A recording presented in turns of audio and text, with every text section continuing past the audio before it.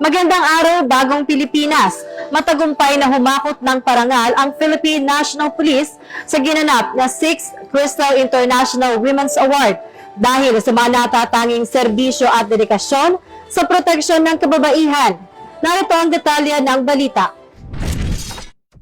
Isang malaking karangalan ang nakamit ng Philippine National Police matapos kilalanin si Police Brigadier General Vina H. Guzman, PKG Director at ang dalawang media platforms ng kapulisan sa idinaos na 6th Crystal International Women's Award ngayong ika-31 ng Marso sa Okada, Manila. Si Police Brigadier General Guzman, nakasalukuyang Director ng Police Community Affairs and Development Group, ay ginawaran ng parangal bilang Outstanding Women Leader in Community Relations and Public Service dahil sa kanyang epektibong pamumuno, tapat at paglilingkod sa publiko at pagpapatatag ng ugnayan sa pagitan ng kapulisan at komunidad.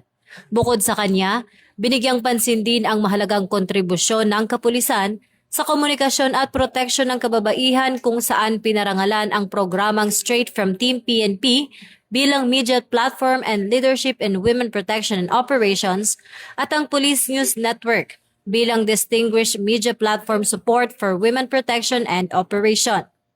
Ang prestihiyosong selebrasyon na ito na pinangunahan ni na Dr. Sandy S. Montano at Benelin Amigo Molina ay inialay upang maipagdiwang ang galing, katatagan at positibong impluensya ng mga kababaihan sa lipunan kasabay ng pagdiriwang ng Women's Month.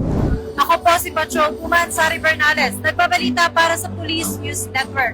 At ito ang bagong PNP para sa bagong Pilipinas. Serbisyong mabilis, tapat at nararamdaman.